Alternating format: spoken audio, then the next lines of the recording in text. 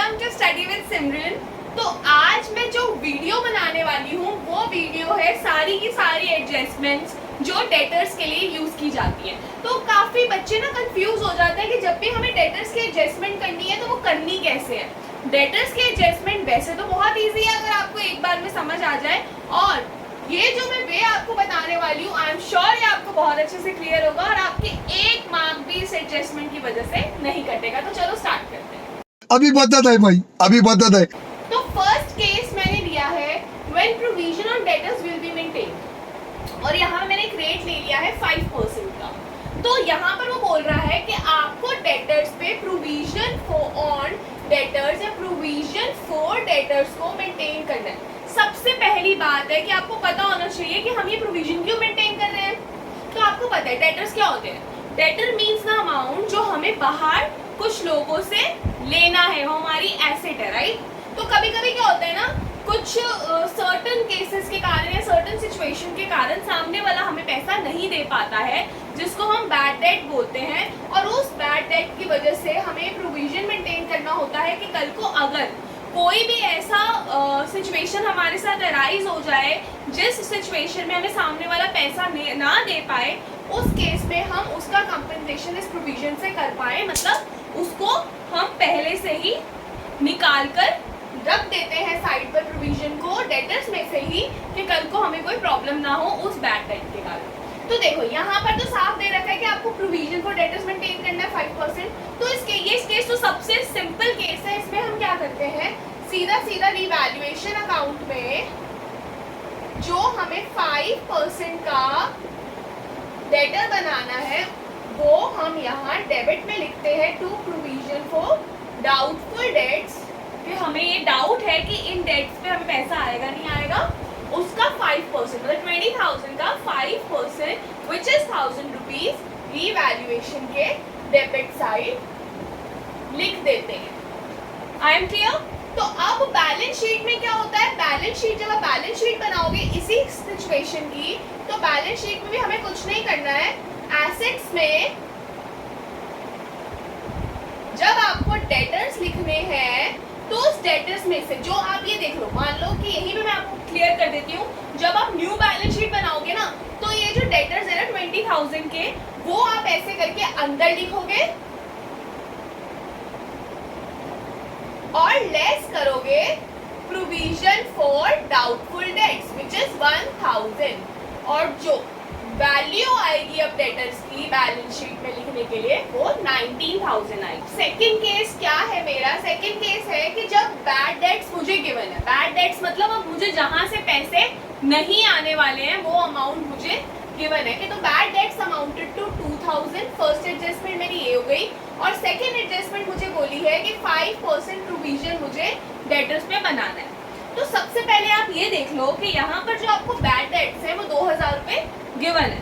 तो मतलब अगर अब मेरे यहाँ पर मैं देखूं डेटर्स थे 20,000 के, तो इसमें से 2,000 मुझे नहीं आने हैं, तो अब मेरे डेटर्स कितने रह गए, 18,000 के रह गए, राइट। तो अब ये तो मुझे पता लग गया कि मेरे डेटर्स की जो वैल्यू है अब 18,000 हो चुकी है, क्योंकि 2,000 रुपीज अब मुझे बाहर से नहीं आने हैं, और अब मुझे मेंटेन करना है 5% का प्रोविजन ऑन डेटर्स।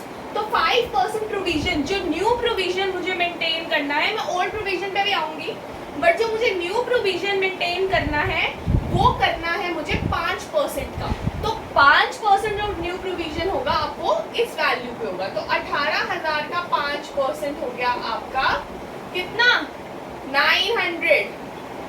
तो रिवैल्यूएशन में ये डेबिट होगा।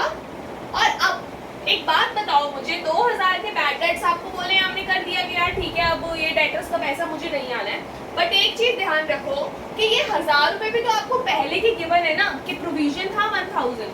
तो मैंने आपको अभी थोड़ी देर पहले ये बताया कि जब हमारा जो डेटर्स होते हैं उसका जो प्रोविजन होता है वो काम आता है बैड डेट्स की तरफ, राइट।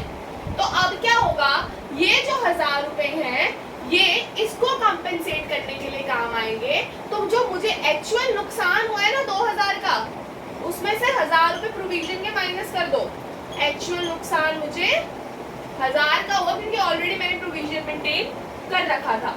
तो अब रीवैल्यूएशन में 1000 रुपए एज अ बैड डेट, मतलब रीवैल्यूएशन में दो चीजें जाएंगी, 2 बैड डेट्स विच इज 1000, क्योंकि 1000 हमने इस प्रोविजन से ले लिया, और 2 प्रोविजन फॉर डाउटफुल डेट जो आप 900 रुपए का अब मेंटेन कर रहे हो। अब बैलेंस शीट में क्या होगा, बैलेंस शीट में इसकी एडजस्टमेंट ये होगी कि बैलेंस शीट में एसेट की साइड लिखते हो ना, मैं सीधा सीधा एसेट्स का बता रही हूँ, एसेट्स की साइड में डेटर्स लिखते हो, तो अब हमारे डेटर्स कितने के रह गए हैं, 18,000 रुपए के। तो 18,000 रुपए में से मैं लेस कर दूंगी नया वाला प्रोविजन विच इज 900। तो एक्चुअल वैल्यू जो मैं बैलेंस शीट में बाहर लिखूंगी वो मैं लिखूंगी 17,100। तो ये था मेरा केस 2 जो बहुत ही कॉमन है, एडमिशन रिटायरमेंट वगैरह में बहुत ही ज्यादा कॉमन केस है।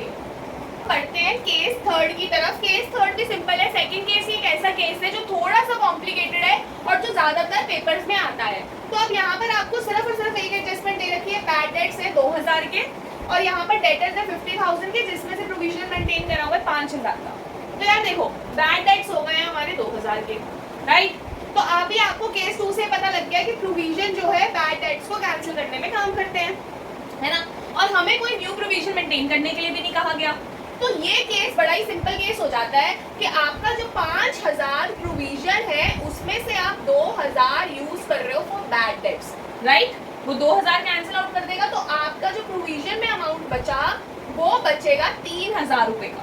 अब ये 3,000 की आपको जरूरत ही नहीं है, क्यों नहीं जरूरत, क्योंकि प्रोविजन मेंटेन करने के लिए नहीं दिया हुआ। तो ये पैसा आपके कुछ और चीजों में काम आ सकता है, और बेसिकली हम इसको रीवैल्यूएशन में क्रेडिट कर देते हैं, क्योंकि अब ये यहाँ पर प्रोविजन मेंटेन करने के लिए नहीं चाहिए हमें। तो रीवैल्यूएशन में क्रेडिट साइड आ जाता है ये by provision for doubtful dates which is 3,000। और बैलेंस शीट में इसकी एडजस्टमेंट कैसे होती है, बैलेंस शीट में इसकी एडजस्टमेंट होती है सीधा सीधा, हमें ये वाली की एडजस्टमेंट तो है ही नहीं ना बैलेंस शीट में, क्योंकि अब ये तो जरूरत ही नहीं है ना मुझे, आई एम सॉरी, ये तो जरूरत ही नहीं है ना मुझे अब। तो अब हम बैलेंस शीट में सिर्फ और सिर्फ क्या करते हैं, जो 50,000 के डेटर्स थे हमारे, उसमें से हम 2,000 जो बैड डेट्स हुए थे वो हटा के 48,000 हम डेटर्स में लिख देते हैं।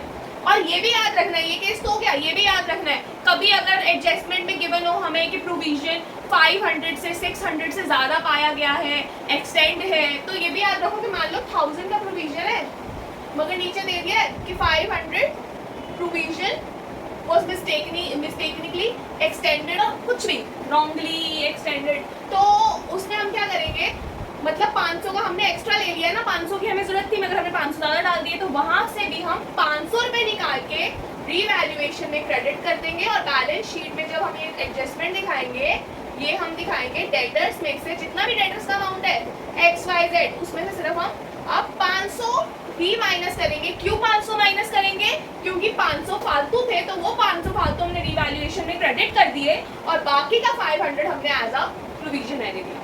आई होप आपको ये वीडियो से बहुत सारी चीजें डेटर्स की एडजस्टमेंट के बारे में क्लियर हो गई होंगी। आई होप आपको ये वीडियो अच्छा लगा होगा, और अगर ये वीडियो आपको अच्छा लगा हो प्लीज लाइक करो, सब्सक्राइब करो, शेयर करो। Thank you.